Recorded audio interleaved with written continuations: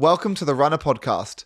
I'm Ben, head coach. And I'm Anya, international marathon runner, and we're proud to be the #1 rated running coaching service worldwide. We'll be bringing insightful conversation with truly inspirational guests, as well as running tips and tricks for runners of all abilities. Today on the podcast, we have Colleen Quigley, Olympian and Lululemon ambassador. She represented Team USA in Rio Olympics for the 3,000 metre steeplechase and is still the world record holder for the 4x1500 metre relay. She's a dedicated and resilient runner who's had her fair share of injuries, which she speaks about how to overcome. She talks about her presence on social media and what's next for her along this journey. She's also one of our amazing runner coaches, so you'll love this episode. Enjoy. Colleen, it's so great to chat to you today. How are you? Good. Should we pretend like we haven't been hanging out for the last 3 days straight? Yeah. Let's pretend. It's been so good. Let's start at the beginning of your journey. Sure. And let the listeners know, how did you first get into running? Yeah. So I do kind of come from a family of runners.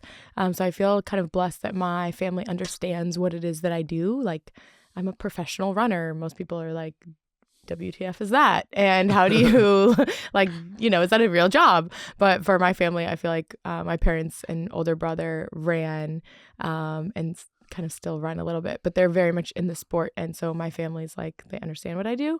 But all that being said, I never saw this for myself. Like that was never the goal. That was not on the radar. So I grew up dancing and playing soccer. I'm from St. Louis, Missouri, and everybody plays soccer when you're a kid in St. Louis. So I did that. I was a midfielder, so I'll do a lot of running for soccer, and I always joke that soccer players make the best runners. But dancing and playing soccer, I did a little bit of grade school track, and then freshman year of high school, the story goes that I was too nervous to try out for the soccer team in high school because I went to a school the soccer team was really good. Lori Chalupny went to my high school, U.S. Women's National Team member. And so I was too nervous to go out for the soccer team. So I went out for cross country and track instead. And that's how I got into running. It's just because I was a wuss. Wow, so the story could have been really quite different if you had manned up and gone to that. I have no lie. Tryout. I have thought about what if I ended up on the U.S. Women's National Team instead of on, Team USA track and field. So yeah, that was maybe an alternate path. But obviously, yeah, I went this way and did track and cross country through high school. And then I was actually also modeling a lot in high school, and I thought I was going to come move to New York City, where we're at now, and do that after high school. But then I got the opportunity to go to school for free, and get a scholarship and go be part of this thing called the NCAA. I was like, what's that? And so I did that at Florida State. And then it wasn't even until senior year there that I started thinking about, could I go to the Olympics? Like, that'd be crazy. And so, senior year, I won nationals and then, signed a contract and went pro and started training for the Olympics. But yeah, all that to say is that was never the plan. That was never on my radar. I was just having fun running on my high school team. I went to an all girls Catholic high school. So we would just go run after practice around the streets, and that was like my running. That was my intro to running. So I guess when you decided not to go to the football team and went to try out some track and field and cross country, were you like the best of all of your peers, or did you really start normal? So my dad coached high school boys cross country and track for, I think it was like 30 years before I got to high school. So he was a big, I don't know if you guys use the Jack Daniel's formula in the UK, but he had the Jack Daniel's formula book. And that formula is all about, you find your VDOT number, and then that predicts all of your paces for your tempo pace and your interval pace and your race pace and all that stuff. And so he was really methodical about it in one way, very methodical and very serious, and he wasn't just making things up.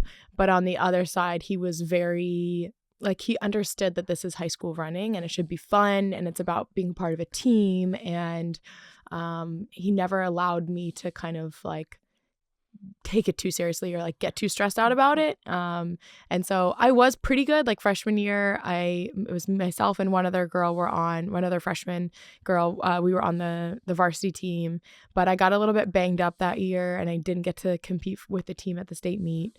So it wasn't like, I was like some kind of huge freshman phenom. But then I guess by like sophomore, junior year, I was definitely the best girl on the team and doing most workouts by myself at that point. Didn't have anyone, no boys at my school to like do workouts with. So I was like working out by myself a lot. And then I do have memories of high school, like in the winter, we'd have conditioning, in between seasons in the winter between cross and track. And we would meet up after school for like winter conditioning. My dad would kind of lead the winter conditioning program. And there were plenty of days where it would be like 25 degrees and like kind of like slushy, snowy, like icy outside. And I would show up to winter conditioning after school with my tights and my hat or my, ear warmers and my gloves. And I'd be like ready to run. And I'd look around. Looks like I'm the only one at winter conditioning today. Like no one else would show up. It would just be like me and my dad, getting the work in.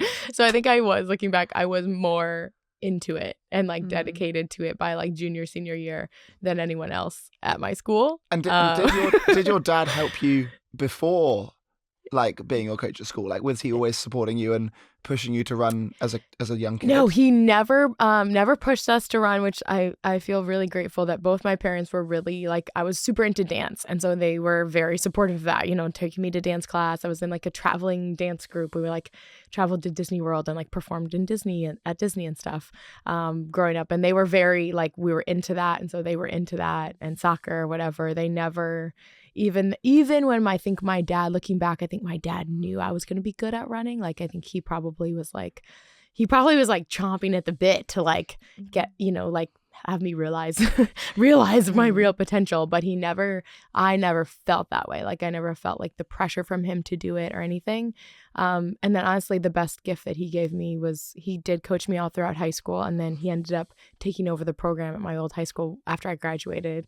And then the next year they won the state meet without me, which was like, I wish I could have been there for that. But then when I went to school, he completely released me into Coach Karen Harvey at Florida State's hands and did not try to get involved with like, it's like you're on that team. And he never tried to like be too, we would call, I would call my parents once a week or whatever, and he would want to know about how things were going and what workouts I did. And he'd be like so into like, oh my gosh, I can't believe you did a 6-mile, steady state effort at this. Like, that's amazing. You've come so far. He was super like supportive and into it, but like just like the perfect balance of like not forcing it upon me. And always it was like my choice and my thing. If anything, I would get really stressed out. I can remember having a couple of, looking back, probably like an anxiety attack at practice where I would like hyperventilate during the workout because I was like so stressed about just being a runner and,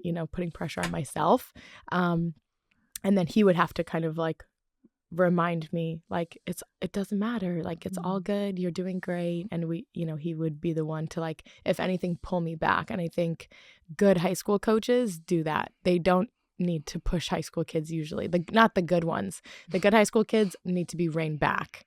And I think it's the same for like I had a triathlon coach for a couple of years, and he said his elite athletes, his biggest job was pulling them back, and then his like age grouper athletes, his biggest job was like kind of coercing them into doing more and like inspiring them to do more. But any elite athletes he'd had ever coached, his job was literally just to like have them just do a little bit less. And I think that's, looking back, what my dad did was like he was always kind of just bringing me back and just doing a little bit less. I guess we're obviously going to come on to some of the amazing things you've gone on to achieve, but almost thinking back to like, and something I find so fascinating is like nature v nurture. Yeah.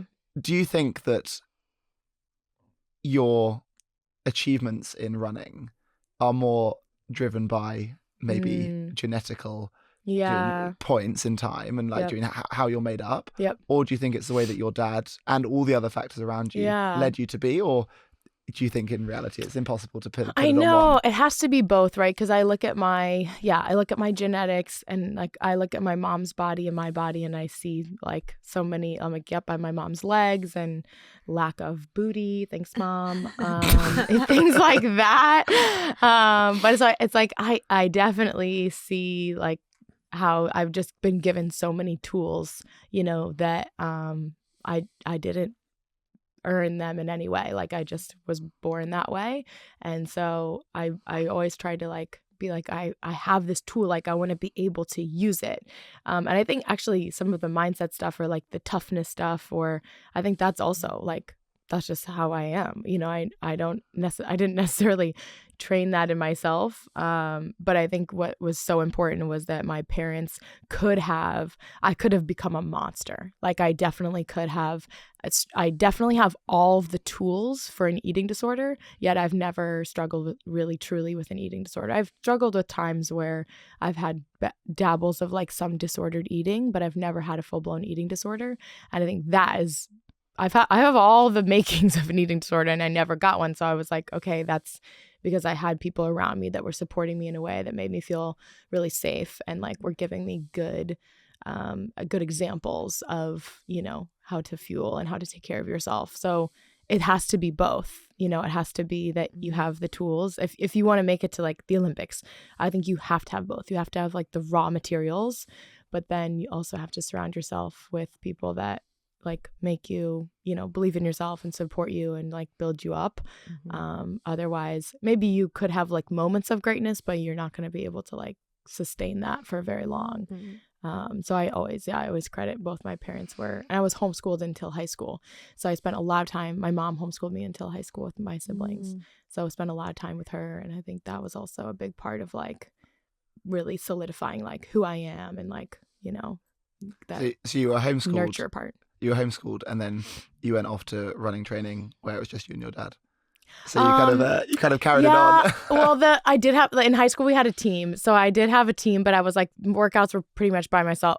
Sometimes he would have me like have some of the girls start before me, and then I would like chase them or something, just to have somebody to kind of chase. But most of the time by junior and senior year, I did most of my like workouts alone. But I could do like easy runs with the girls and stuff. Like I was very like that at that point. Actually, I should mention that the reason I didn't really like running growing up, and I dabbled in a little like grade school. We had like a grade school track team, and my parents were the coaches and stuff. But I hated it. It was just like all day on a Saturday, you're at a hot track in the summer. Just you run for 20 seconds, and then you go sit back in the shade, in the tent, and wait to go do the long jump or whatever it was.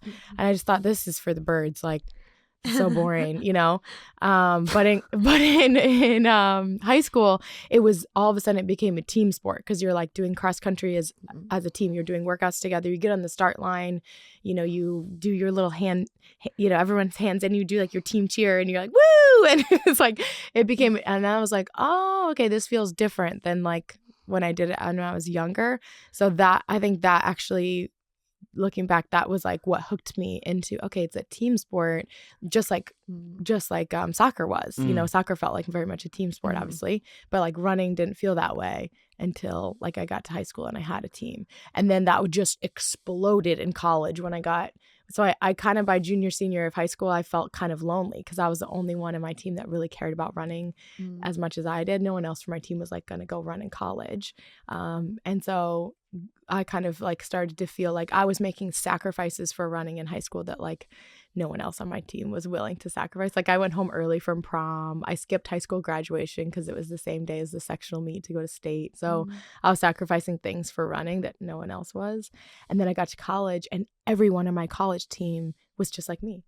They had all done the same sacrifices. They had all felt the same way. And all of a sudden I was like, these are my people. Like, this is so cool. And they had done things that I could only dream of doing, like becoming All-American in the NCAA, or like, podium and this or that. And I was like, oh, I want to be like that. I had role models on my team, which was really cool too. So when you started, making those sacrifices, was that a conscious effort to be like, I'm going to pursue this and I'm going to be like the best athlete I can? Or did that progression just happen naturally? That's a good question. I think I am one of those people who just like I kind of am an all or nothing type of person. So I think I probably like got a taste of success, like maybe I won a race here or there or something, and I'm hyper competitive. Like, y'all do not want to play board games with me. Like, it's not fun. Nobody likes that. It's not fun for anybody. Have you played Catan? Yeah, I have. No way. Do you like Catan? It's okay. Yeah.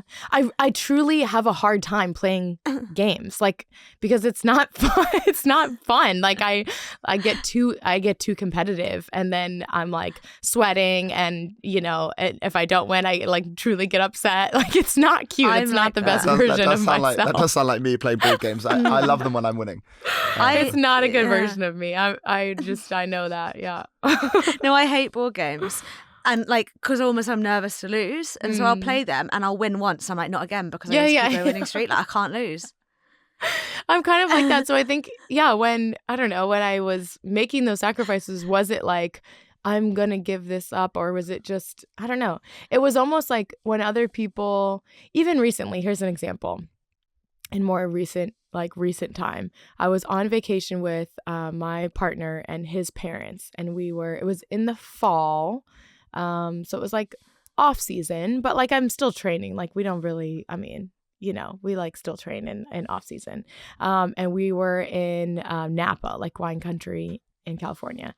And my partner's really into wine, and so are his parents. And so they wanted to do wine tastings, like starting at like 10 a.m. and they were just going to do them all day. I traveled with my bike there. I like brought my bike with me and stuff. And I was doing triathlon training, and I knew I wasn't going to be able to swim because swimming is kind of hard to do when you travel, but I was going to run and bike.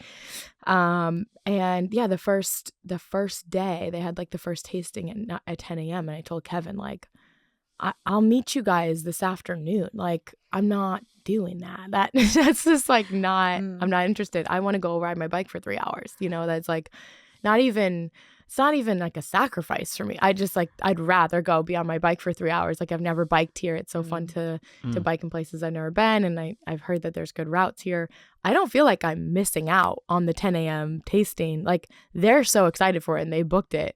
And it was so funny because Kevin's dad, like, he was kind of confused, but I think also like almost like he like maybe his feelings were hurt a little bit that I didn't want to go.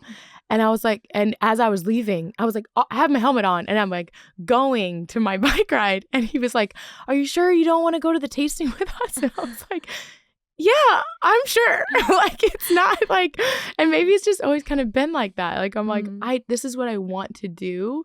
And yes, I do have to like miss out on some things. And some things are harder. Like, sometimes if I have to like miss out on a wedding or a bachelorette party for a friend, like something that is like, I do feel like, like I want to do both. So it's very much the case that, the running and the training is what excites you. Love so you're not missing out on you're missing out on other areas, but you're doing it because you'd rather be running and not because you're so driven for the outcome that you'll endure. Exactly. Okay. And has that always been the case? Yeah, and I think it ebbs and flows. Sometimes it does feel more like someone else is making me do this. And so I was with a coach for 6 years that was very strict, and like there was really he never understood a balance between life and like training. And I made more sacrifices when I was with that team than I wanted to, because there was no flexibility and no understanding of like, I really have to go do this. And I understand I'm going to miss a workout, but in this case, it's worth it to miss the workout, And like, there was never an instance in his mind that was worth missing the workout. And so I think he took it too far. And in that period of time, where maybe like the balance is wrong for what you would like. Yep. How did it affect your performance? Yeah, I mean, it's hard to complain because I did make the Olympic team in that, in that situation. And I made the team in 2015 I can't give that team credit for because that was really when I was in college. But I made the team in 2015. 2016 was the Olympics. 2017, I made the team for Worlds. 2018 was an off year. But 2018, I made an indoor team. And then 2019, I made the team, all with that coach. So, I mean, it's hard to say that, like, he was wrong because I did have a lot of success, but I also had more injuries than I could count on both my hands during that time. So it's like, what's the price? I probably spent more time injured than I did healthy. When I was healthy, we had some amazing highs, but the lows were so low that it's almost like, I don't know, if that was really worth it. There was the one year that really got me was 2019. I got 5 major injuries in one year that took me out for like multiple weeks at a time. And it was just a tough year. And I looked back on my training at the end of the year and I averaged, there were some weeks where I was like running like 85, 90 miles a week. And then many weeks where I was running 0 miles. And I averaged throughout the year, if I had just the average per week mileage was 55 miles. And I look back and I was like, I wonder if I had just run 55 or 60 miles a week, could I have just run 55 miles a week every week?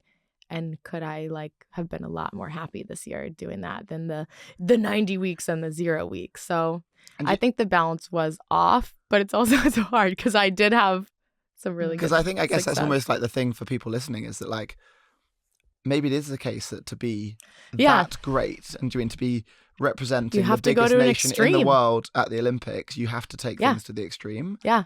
But it isn't the best way to be happy and to have a sustainable long-term experience with the sport. I think you just have to find the line. Like I think that was what I explored with for those years was we were a little too far beyond my line in terms of like training intensity and volume and like just stress levels and cortisol levels. But I think you can't go too far in the other way either. If you say yes to every media opportunity and say yes to every wedding and yes to every night out drinking with friends, like that's not going to work either, right? So, and it's probably not in the middle either. It's probably more on the extreme end. You're somewhere, if this is extreme, I don't know if people are listening to that video aren't going to see my hands, but if you're like way over on the left side is your extreme overtraining Jerry Schumacher style, and then way over on the right is like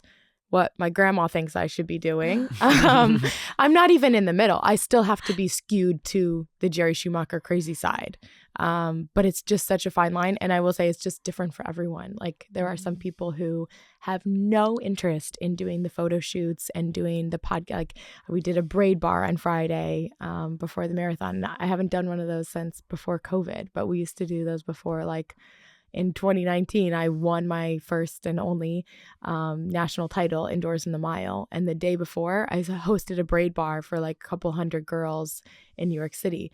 And my coach, I didn't tell him about that I was doing that because he would never have okayed it. He would have thought I was insane. And my teammates thought I was insane for like going into the city and spending 2 or 3 hours on my feet and talking to girls and stuff. And they never would have done that the day before their race. But I was so fueled by it. I was like, this is my why. This is my like this is the whole why of like why I do this. And it fueled me and like energized me so much. And then, I went out and won the race the next day. And I think everyone was like, oh, dang, like, okay, maybe you were right type of thing. So it's different for every athlete. Like that would have not energized. Some athletes would have been completely exhausted by that. And that wouldn't have been their formula for success. So I think part of my journey since leaving that team is figuring out what my formula is, what works for me.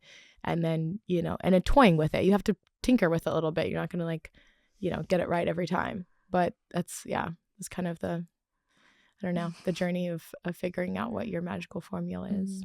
I bet something that I think was so interesting that we kind of like breezed past. Back when you're in New York, you wanted to be a dancer. Yeah. Like, what did you want to do there, and how easy was it to choose running and sport instead of dancing? Like, did you pursue that at all? Yeah, modeling actually. So I danced. You're right that I danced and played soccer, and started modeling in high school. Mm-hmm. And I thought that when I graduated high school, I was going to move to New York and do the modeling thing full time at an agency here, Wilhelmina, that represented me. And I went back and forth a lot in high school and did international trips and stuff all throughout high school, and it was so fun. And I thought, this will be so, I have to finish high school. Like I can't drop out of high school to go do this. But my partner now at the time we've been together since high school. So he is a year older than me and graduated from high school a year before me and moved to New York, went to school out here. So I thought, it'd be great. I can be in the city too. Like, I love New York. I'll be modeling. He'll be going to school. Like, this will be great. That's like an alternative life thing like could have happened. But senior year, I think I got more into running senior year of high school. And when it really came down to it to decide between running and modeling was so different and fun because both my parents are like teachers as a profession. Like, we went camping and hiking on family vacations. Like, we didn't do, glamorous things. So being able to like, go to New York and like stay in a nice hotel and like be on a photo shoot and like get your hair done. And like, it was such a different experience. And it was so like, felt so glamorous that I was like, wow, that would be great. But when it came down to it, it was like the running, when I ran a race, like when I won the state title, finally my senior year, that was just like the best. That was better than any magazine cover or, I was in 17 magazine or Glamour magazine, or my friends would see me or walked the runway for like Tommy Hilfiger.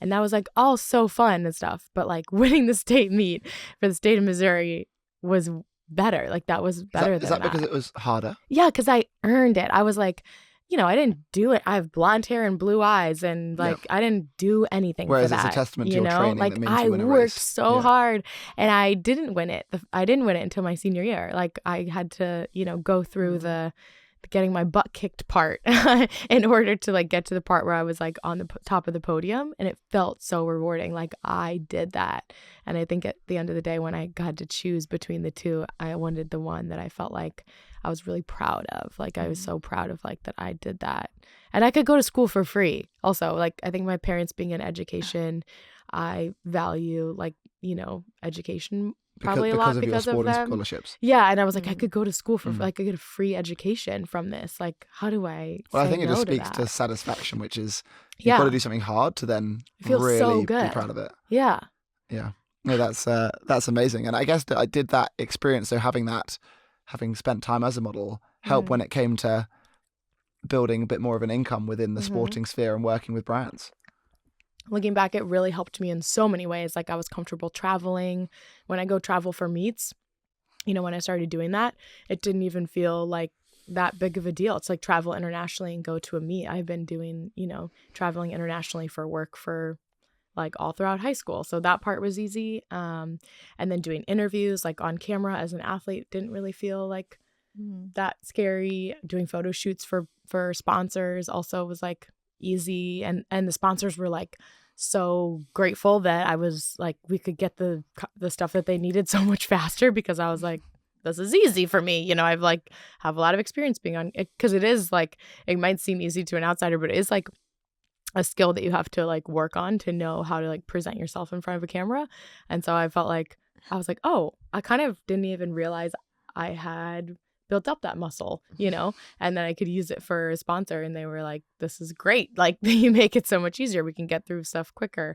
So yeah, I think in a lot of ways it weirdly did help me as a professional. And then in 2016 when I made the team, I started like building out myself as a brand. Like, I made a website for myself and started to like think about myself as like a mentor or leader or role model. And it was like, okay, how do I want to do that? And kind of, I think I was, a little bit more ahead of the time than some of my teammates who were just like, I just run and play video games, I don't do anything else. And I was like, yeah, I don't really like video games, so I'm gonna find something else to spend the other 10 hours of my day doing. So yeah, I think it weirdly helped me in a lot of ways. How did it feel when you first got selected for that Olympic team? Because I know you said like it was your parents wanted to be selected. Yeah, like, exactly. That's always been their dream. Yeah, my parents ran marathons, and their goal was always to go to the Olympic trials for the marathon.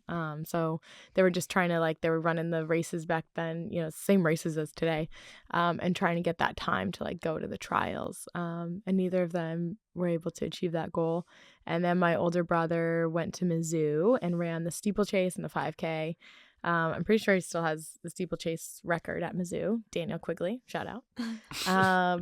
But he went pro after school and was trying to run for a couple years in Eugene. He's joined a team in Eugene. But he was also working a part-time job, doing the pro runner hustle thing. And I guess getting injured runs in our family because he kept getting injured. And he got injured right before the trials in 2016. So we were kind of hoping that we would both, my brother and I, could both compete at the Olympic trials together, which would be kind of cool. But, you know, it wasn't meant to be, and he got injured before. And so I was like, okay, like, it's your turn. Like, it's our last hope. I have a little sister as well, but she doesn't run. She's a dancer. So it was like, I was the last one in our family to, maybe I can make it happen.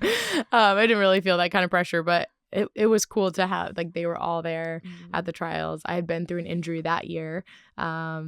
From like the fall of 2015 to the spring of 2016, I've been dealing with injuries, and I finally got healthy with like 10 weeks to go before the Olympic trials. I was finally like cleared to run and was able to start training. And so it was a very like, I don't know if it's going to be enough time, like very stressful build up to the trials. And then I got there and I was healthy, and I was actually coming around, and like my workouts were going really well, and I was like getting fit kind of at the last second. So I was like, okay, like, we're doing this. And I made the team, and they were all there. And it was just like, that's still one of my like core memories from like my best memory from running career is having that. We do this like victory lap at Hayward Field. If you make the team, you get to do like a lap and, you know, say hi to all the fans and do autographs. And they make you feel like such a celebrity.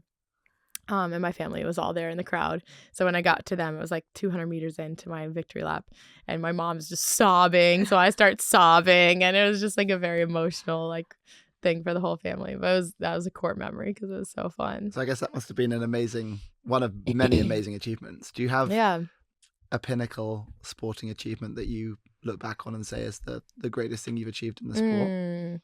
I think that was a peak moment for me. I was 8th at the Olympics, which I weirdly, looking back, I'm like more proud of it than I was at the time. I was like, that was good, Colleen. Like, you were, you know, that was solid. You made the final. I was 11th.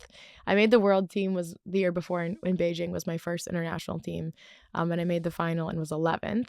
And I remember being like weirdly disappointed with that as well. I guess athletes are always just so hard on ourselves. Like, we can't be proud of what we've done. But, and the next year in Rio, I was 8th. And I remember at that time thinking, when I signed to go pro, I thought I was like, I studied dietetics in college, and I thought I was going to go be a dietitian, and I loved like nutrition, and I thought I was going to help people, you know, be healthy through food and stuff. And then when I got the chance to like go pro and try and go to the Olympics, I was like, okay, let me try and do that. But I always thought about it. It was like, well, I graduated in 2015. The Olympics are 2016. It's only a year of my life. Like, I might as well take a shot. And if I don't make it, no worries. I'll just like go do this dietetics thing. That's what I was going to do anyway. And if I do make it, sick. Like, I went to the Olympics. Like, amazing. Then I'll go to the dietetics thing. Like, I always thought that was just going to be like a year of my life that I would like try to go to the Olympics. I was so naive to think, I just didn't even think about that I could like do it as a career for like longer than that. But then in 2016 at the Olympics, I was 8th, and I remember just being like I want more. Like, that wasn't good enough. And I was like, I'm gonna come back in 4 years and like do it again and do it better. And so that's when like I really decided to like be a professional. Like, I'm gonna like, for real, I'm gonna do this thing. And then shortly after that, I started getting injured all the time, and have not made another team since then. Just goes to show, you never know. But I think that was probably like, even just making the team was probably the biggest like memory I have. And then maybe another highlight would have been here in New York, I won the indoor national title in 2019, and that was also coming off an injury. And so coming into the race feeling like I'd been injured, and I was just kind of gaining momentum coming into the race. And I took down the reigning national champion who had won, I think Shelby Houlihan at that time had won like 8 or 9 national titles in a row. She was on a streak. Like, every time she tried to win nationals, she won for like 8 or 9 titles in a row. And I broke her streak, which was really, I was like, yeah, like that was legit. Like, I won against a legit field, which that was really fun. And my family was there. Every time I've had a big race, my parents were both there. Wow. And that was really fun to be able to celebrate with them. Yeah. So I guess you obviously speak of the challenges of injury and not making an Olympic team. Obviously, we've recently had the Paris Olympics. How did you find like that point in time? Super hard, like mixed feelings. I had so many friends that were competing and doing really well, and it was so fun to like see them live out their dreams, but also so bittersweet because I just, every time I saw something, I'd be like, I just want to be there. Like, I know what it's like because I did it, you know, and I also think that Paris just did such a good job. Like everyone who got to experience it that I've talked to just said like they did such an amazing job hosting, that the experience was so good. And there were certain things about Rio that I think could have been a little bit better. Some things that it was our fault. So my coach didn't have us stay at the Olympic Village. We stayed at a hotel near the U.S. team practice track. It was about an hour drive from the village. So he didn't want us, like, fair enough, driving back and forth every day to practice. So we just like stayed in a hotel. So part of it felt like we didn't go to opening ceremonies because it was 10 days before we were going to, you know, track is like usually at the end of the program. And so he didn't want us like going in, doing opening ceremonies and then being there for like, I think it was like almost 2 weeks before we, you know, competed.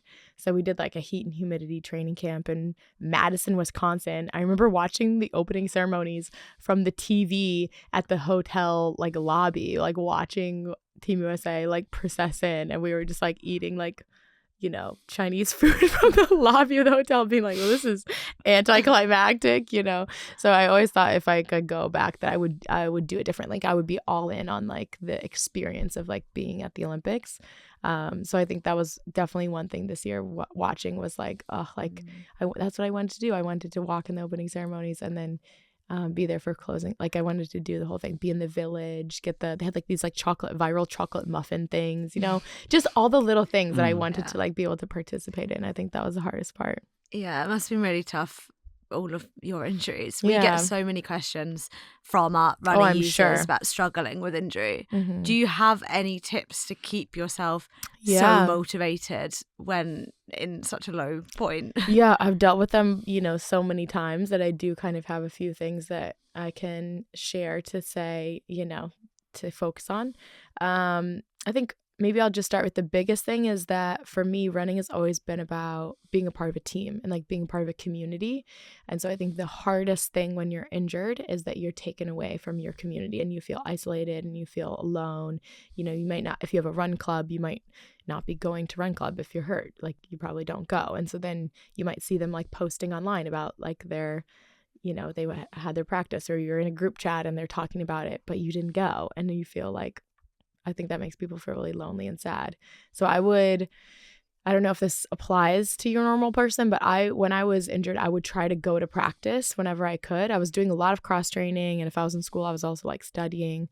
But I would try to go to practice when I could, even if I wasn't running, and like help take time. Like I would like help time people's workouts, or just be there for the stretching part, you know, or drills, or when people are, you know, the stupid bullshit stuff is happening when like people are making jokes and stuff. And then later you like feel like if you missed out on it, you like don't understand the inside joke or whatever. But if you just kind of put yourself in the mix, hopefully you can still feel like you are still a part of that community, even when you're injured. And when you come back, they'll be so happy to have you back, and everyone will celebrate, you know, that you're healthy again and all of that. But I think it can just feel like when you're in the pool, like cross training, or if you're at home on the couch, you just feel so alone. I think that's like the number one hardest thing, is to like feel alone. So any way you can feel like you're still part of your community is really important. And then maybe the other thing would be that I would say one major part that feels so good about running is the endorphins. And that is like a real chemical thing that happens in your body. It's not, you know, it's science. Endorphins make you happy, like these happy hormones that go through your body. It's like a runner's high is like a real thing. And so if you can't run, there are different ways to move your body to be able to like release some of those hormones that will actually help you mentally feel better. And so if you're injured, but you're allowed to do any spinning or on like a spin bike or a bike outside would be my ideal. Or if you have to, you can swim. It's not my favorite, but swimming is obviously no impact on the body, and you're, you know, weightless in the water. So that's usually the safest thing. Or God forbid, aqua jogging. Hopefully you can find some waterproof headphones, because that's probably the most boring thing. But doing anything where you can get some like happy hormones going through your body. And then it also helps with like you get out of the pool and you're ravenous, like you're so hungry. Because sometimes I think when we're hurt, like you lose appetite, or you just, you feel really lethargic. But if you go get to, do even a 30-minute, go aqua jog for 30 minutes, you'll get out of the pool and you'll want to eat a good meal, and then you sleep better at night, and then you feel better the next. It just like really helps with so many and almost things. That positive feedback cycle is also then what helps overcome an injury. Like if you think, oh, I can't run, let's eat rubbish, there's no point sleeping well because I'm not recovering from my workouts, and then you don't actually recover from the injury in the same way. So like trying to keep as much regular routine as possible and just substitute the running for cross training, like you said. Exactly. And actually one thing you said is true, is that you think like, oh, I'm not running anyway, I can like eat whatever I want. Or sometimes the opposite might be, I'm not running, I can't eat as much as I normally would because I'm not burning the calories. And that's something I personally have definitely dealt with, where I'm afraid to like put on weight when I'm injured, because I'm like, well, I'm going to get back to running soon, and if I put on 5 pounds, it'll be harder to run, when I come back. So I'm like trying to eat less, or eat like a bunch of salads and stuff. And the reality of that is that your body is working really hard to heal. And so you need not only nutrients, but like literally you need the calories and you need a lot of nutrients. So if you're just, trying to eat junk food because that, you're feeling sorry for yourself, or if you're eating less or eating lighter because you feel like you don't deserve food, like that is it's a death spiral. Like absolutely cannot say enough about that. Is not the way to go. You will not heal faster. You will actually probably prolong your injury. When you get back to running, if you are, a little bit quote unquote overweight or whatever, it will come off really quickly. It's more important, like the number one priority when you're injured is to get healthy. And so you have to fuel your body in order for your body to heal and get better. And probably just to be patient and to be optimistic. Totally. Like the body is incredible at recovering from it really is. all kinds of wear and tear and damage. And I think I had very similar kind of experience to what you're talking of. I had a bulging disc at the end of 2023 and couldn't train for 3 months, put on plenty of weight. But the body recovered, and then I was able to get back into good shape again. And I think like making sure that you keep up some cross training where you can, and eat good quality food and prioritize your sleep, doing all the things that can get you back to the thing you love as soon as possible is so key. Yeah. Maybe the priorities even should be like community and staying connected to community, nutrition, and then cross training. Like I feel like people actually usually reverse that. And it's, in your priority list, the cross training, definitely important, but like maybe there are other things that are more important. The thing I'd love to understand is, what's the goal from here? Yeah, it's such a good question. The summer has been this year, I guess, and particularly the summer has been very interesting. In April, I had a weird series of events where I felt like I had seen everyone in terms of like doctors and health professionals. I had flown all over the world, been, to see all these people who are really good at what they do and have had a lot of success with other athletes. And it just felt like no matter who I saw, no matter what I did, nothing was really working. Like I wasn't really feeling better. And so I started feeling like, am I crazy? Like, am I making it up, or like what is happening? And I felt like there was something. I was like seeing a sports psych. I saw a few different sports psychs over the years that I just like, wasn't really doing it for me. And then I would see like all these physical like doctors and chiropractors and all this stuff. And there was just something, I had this sense that like, I need something that's marrying these two things. I need something that's like a combination. It's like there is a mental component and a physical component. And why do we like treat them so differently? And then just through this weird series of events, I got connected with this person who works with a bunch of other people in track and field that I know. His name is Dr. Moose, Dr. Noah Moose. He works in Austin, Texas, and he does, I don't think he'd be offended by me saying this, he does some of the weirdest ish you have ever seen. It's so weird and very different than anything I'd ever, experienced before. But I think I'd gotten to the point where I had tried everything and nothing normal and like Western medicine was working. And so I was like, let me just try this. And so I came to it with a pretty open mind and honestly like pretty desperate. And it's been a process. Like that was in April. I tried to race like 6 weeks after starting this like process with him, and it was horrible. I raced the slowest steeplechase that I have run since college. My nervous system just like imploded or just went in on itself, and I like was like running through water for through mud for like 10 minutes. So it was not a quick fix by any means, but I'm happy to say that this fall, I finally feel like I'm running in a way that I don't think I've run this way since probably college. Like it feels like my body feels so different. It feels like, oh, like I wasn't crazy. Like something was wrong. You know, I got to the point where I was just like, I'm fine, because no one could figure out what was wrong with me. Then I was like, it's in my head, I'm fine. And now that I'm running the way that I know I should be running, I'm like, I knew it. Like I freaking knew it. I knew something was wrong. You know, like I was right. Well, I mean, I've seen that just by like watching your Strava captions. Yeah. And I mean, yesterday you ran a half marathon. I ran 13 for fun, miles yesterday. And then you went this morning and ran a further Another 9 miles. Yeah. So you're doing incredible shape. Yeah. You're running the volume of marathon runners. Yeah. It depends on who you talk to, but I feel like I'm running like 50 to 60 miles a week. Last week and the week before I ran 60. This week will be like a down week. I have some more travel coming up. I am also this fall balancing a bunch of both personal travel as well as like partner travel. I always push all my like partner obligations to the off season, and then the off season comes and I have to, you know, pay all my bills. Like by partner, you mean brands? All my brand partners, yes. Yeah, all my brand partners want me to do things during the track season, and I usually there are some exceptions of things that I can do if it's a light lift, but if I have to like travel to New York City from LA, like I wouldn't do that while I'm like training for a race. It's just like cross country travel, and being like a personality for 3 days is definitely an off-season activity. I just know that how much, you know, that takes out of me. It's one of my favorite parts of the job. I do truly love it. Like I know some athletes who like hate that part and they see it as like, you know, they have to like do it. I love it. I always do it in the off season. So balance it with the training. Yeah. So now I'm like paying all, you know, I'm doing all those things. And so sometimes my 2 workout a week schedule turns into 1 workout a week. If I'm doing 2 flights and a you know, a bunch of sponsor stuff, then I have to like be a little bit, I'm realistic about what my body can handle.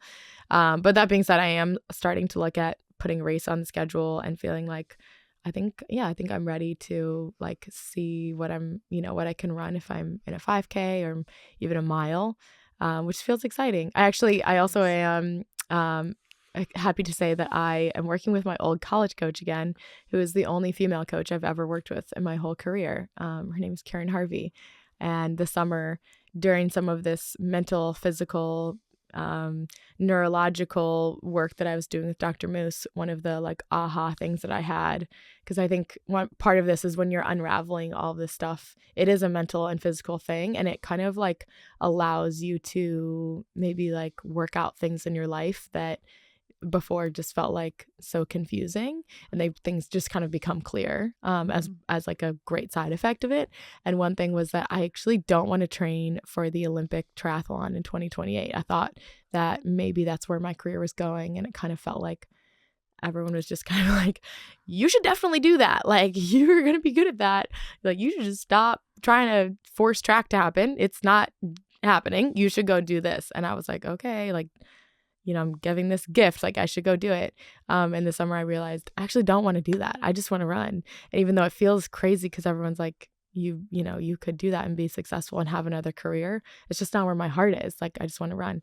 And so I told my triathlon coach that, and I was like, thank you so much. It's been great working with you, but, you know, no longer need your services. I still bike all the time. I probably will swim, hopefully not very much ever. And then I looked around and I said, you know, who do I want to coach me? And the only person I could think of that I truly wanted to work with was my college coach. I just felt like she knows me so well. She's the only female coach I've ever worked with. She just gets it. Like she gets it. She gets me. And so we reconnected, and I caught her up on like this health craziness that I've been through. She's been following from afar, but we probably talk like once a year.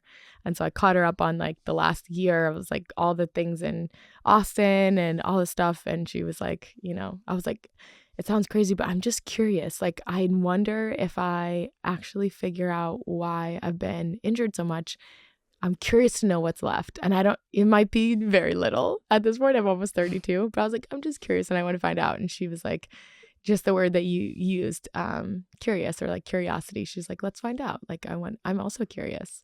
So yeah, we've been working together for, I guess it's like almost 3 months maybe. And yeah, it seems to be going really well. So we'll see. Well, we'll have to stay tuned and watch the story unfold. Yeah. Final question before we dive into our second half of the podcast. Yes. We were supporting and cheering on our runners here in New York for the New York Marathon. Yeah.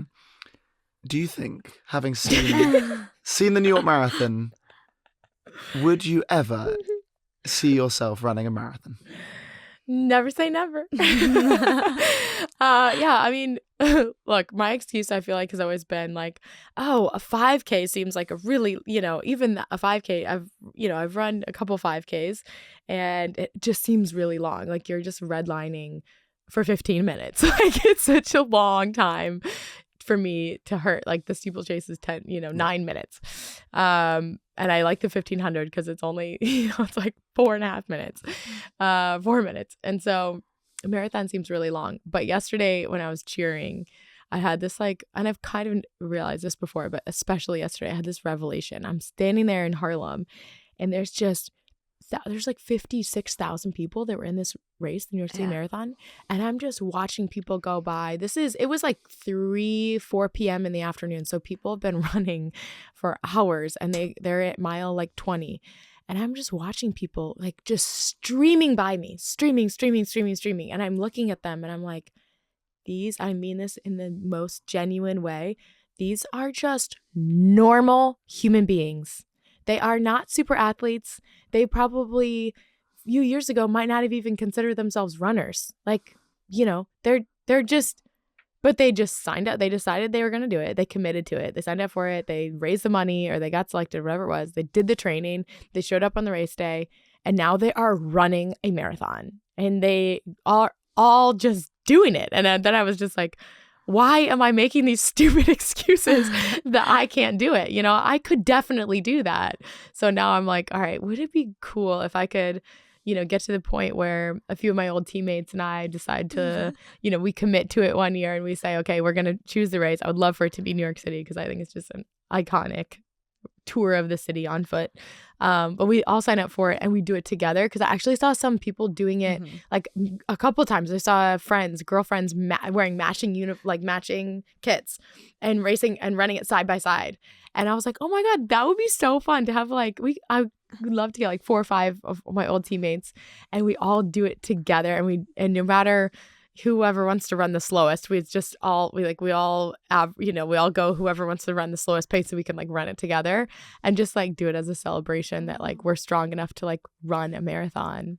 If you need, that'd be so fun. If you need Anya to wear matching Lululemon matching outfits, you guys can we might need a pacer, and I heard you're pretty dang consistent, so we might have to hire you to be our pacer.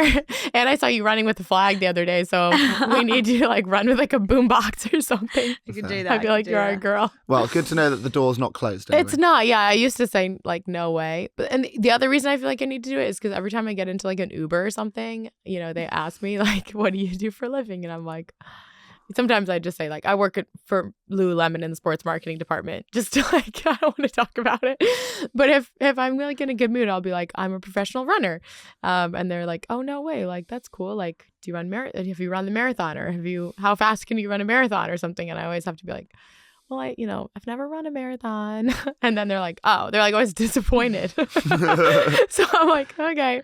So I feel like I need to do one just to be like, yes, I have run a marathon. Yes. Nice. So you're going to run a marathon to prove the taxi driver's wrong. Exactly. Perfect. Well, on that note, we're going to segue over to Steph for our coaching tip of the week. Today, I have 3 non-negotiables for you when it comes to fueling and training. Life is all about balance, but there are certain things we can do in our training to really optimize our performance. My first one is avoid doing fasted training. This will delay our recovery, the depleted energy will affect our performance, and this can have a knock-on effect on sessions to come. My second one is, for any runs you do over 70 minutes, make sure you're fueling.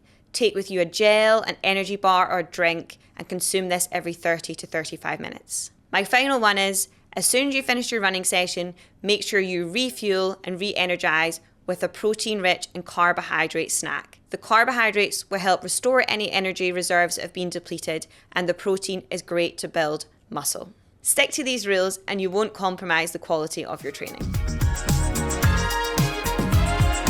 Thank you for that, Steph. So we're going to jump in with a discussion from one of our runners.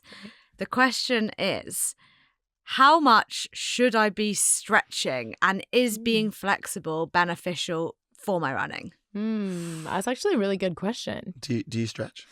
I do, but like only after I run. And I don't think that being flexible is actually that important. But you do loads of drills before you run, which yeah. I don't do. yeah. I do some like activations, or some like bouncing drills, like things to kind of like warm up my like tendons and everything. But I think it's pretty well like supported scientifically that doing like stretches where you're like holding a stretch for like 30 seconds or a minute or something before you run is not good.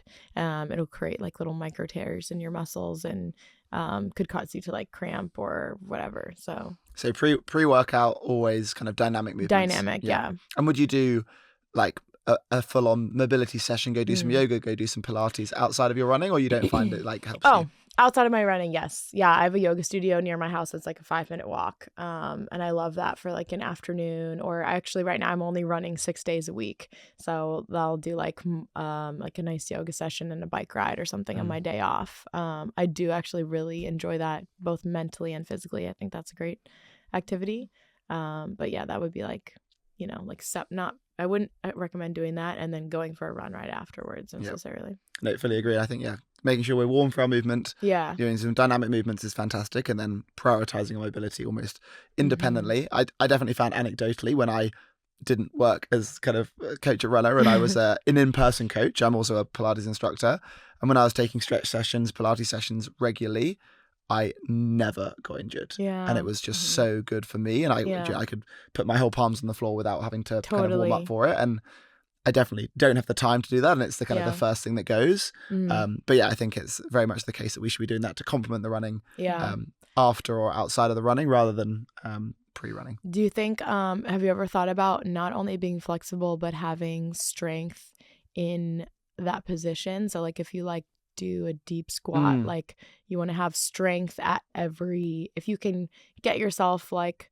into a deep squat, you should be like strength at the full range of motion. Yeah. And I think that's the case when you're thinking about the strength and conditioning work you're doing. We should be like, not just doing like, imagine you want strong biceps, you don't just do like little reps to make a really strong beefy bicep, like maybe like full body weight a bodybuilder would do. You want to work your full range of motion. If you're doing a straight leg deadlift, you want to go down, be strong in that kind of full range position and come all the way back up, and that can be a really good way for someone who maybe is also short of time to lengthen their muscles and to strengthen their muscles, which ultimately, to be healthy and to be strong and avoid injury, we want both long but strong muscles, which and we I don't want one like, without the other. I feel like that's like a Pilates thing, is long and strong. Like I do Pilates too. I feel like that's one of their main things. It's like long, like length in everything. So amazing. Cool. Right. We're going to come in with our this or that. Great. So we know you like your sunglasses.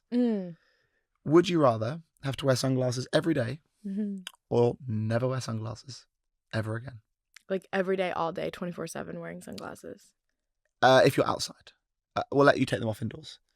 So I can take them off indoors. All winter, every day. Oh yeah, for sure. Sunglasses all the time. Yeah. Sure, and easy. Also, I live in California, so I feel like I do that anyway. If you lived in London, the question might be different. Yeah, maybe. I think never. Never. Yeah, even like running and racing, I'm like, the pictures will look better if you can see my eyes. I love that. It's all about the Instagram. I feel like when I'm squinting, I feel like my whole face, like my face gets like tense. Yeah, I do have that. And I feel like that makes my makes my neck and stuff more tense. And I feel like I like it when I can just have like a really relaxed, like sprinters. If you ever see like slow motion sprinters, their faces are so relaxed. Yeah, their like cheeks and everything are like flopping around. If you watch them in slow mo, it's hilarious. I feel like a floppy dog, dribbling out their cheek. It's good though. That's how you're supposed to be. So I feel like the sunglasses help me keep my facial muscles relaxed. Nice. Okay, right. Well, we know you like to do a bit of triathlon, but I understand that it's not in your future. Yeah. And we thought of this one, given Anya. I might still do like more triathlons. I definitely won't look to do the triathlon at the Olympics in 2028. Yeah. You know, it's not like they're a leisure activity. Yeah, exactly. And a nice way to cross train. Yeah, totally. Yeah. Well, I think we thought of this one, given that Anya and I love our triathlon too. Okay, great. So we can have a little debate here. Great. Would you rather do a triathlon and you get to wear flippers so you can swim real fast? Okay. Is no one else wearing flippers? No, this is just you. Okay. But you have to keep them on the whole triathlon. So you're cycling in your flippers. No. And then you're running in your flippers. No. Or I'm not that bad of a swimmer. Or you've got to wear carbon shoes for the entire thing. Oh. So you're swimming in your carbon running shoes. You have to cycle in your carbon running shoes. And then you have carbon running shoes.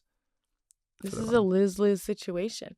I feel like the carbon running shoes all wet. Even by the time you get to the run, it would still be like, that wouldn't even be helpful. I don't know. I cannot run in flippers. I'm out for that. Have you ever tried to That sounds so bad. Even walk around the edge of a pool in flippers? Yeah, no, I have. You have to go backwards. Yeah. Because they're just so annoying. Yeah, no, I can't. I would have to do the carbon shoes. Carbon shoes. Anya? Could I swim holding the carbon shoes or like... What would be worse though? Because if you have to swim with them on your... you need your hands almost more than your feet when you swim, Maybe right? they would help your feet float. I actually think it wouldn't be that, but yeah. I'm going carbon. You definitely wouldn't want to put them on your hands because you need to kind of scoop the water. Yeah, that would kill your water holding ability. Okay, right, last one. Would you rather never ever be able to listen to music again, forever, or you have to eat all of your food for the rest of your life as powdered food? Food is one of the essential joys of life, but so is music. Never listen to music while I'm working out, or just like... Ever. Ever. You'll never hear music again. But you'll also never eat food again. That's so tough. I just went to like a life-changing concert like a couple weeks ago. And well, good that you got that in before you never get to hear it again. Oh my gosh, that's real. That might be the hardest hardest this or that I've ever gotten. Because I love food so much. Like the pizza I had last night. I mean, I know what I'm choosing. What would you choose? Tell me. Like, without doubt, food. Yeah. I'm eating you give food. it up? No, I'm eating the food. You're eating the food and never listening to music. Yeah. I mean, I like my music. I like driving around and having my favorite playlist on. Yeah. But like, that's like 8 out of 10. Like, food is like 11 out of 10. Oh, they're like both 11 out of 10 for me. What about you, Anya? I can't give up food. Love food. I know. I don't even care about music, to be honest. Really? She raw dogs all of her running. Basically, yeah. She's a crazy woman. No, I love running to music. You can still actually do podcasts and things. No, I can't really run to podcasts. I can't do it. Right, running to music changes. If I'm running by myself and then I have music, if I'm like listening to Kygo or something on my run, it changes everything for me. Right, you're gonna lose them both if you don't pick. Oh my god! I think I'm choosing music. I know. So wait, you're keeping the music? I'm keeping music, I think. Powdered food forever. I know. Jeez. But at least I'll always have the memories of the food. And I can watch other people. Also, you could listen to songs about food. And then you could like... Yeah, I can watch other people eat food. Watching other people listen to music and not being able to hear it sounds like a literal nightmare. Yeah. Right, our closing question on the podcast. You're designing your dream running race. How far is it? Where is it? What food and drink that's not powdered is being served? And who presents the award at the end? Oh, that's so sweet. Gosh. New York City has always been such a special place for me. I've run the Fifth Avenue Mile a couple times. I was second one year to Jenny Simpson. Yeah, won a national title here. And so I feel like actually it would be in New York. But I think the dream distance would probably, I don't know if it would be a steeplechase or a mile or 1,500. Maybe a steeple. I've never done a steeple in New York. So we're putting some jumps along the Fifth Avenue. Oh, that'd be fun. In New York. Oh, that would be really fun. Okay. And then what's your finish line meal? Like a street steeplechase. Yeah. Ooh, with probably no water, but just street steeplechase. We can go get some sprinklers out. Yeah. And so what's your finish line meal? Pizza at the finish line, for sure, especially in New York. And then you win. Pizza at the finish line, obviously. You win, obviously. Who presents you the trophy? Ooh. And you can't pick me or Annie, obviously. Because that would be a quick favoritism. Yeah.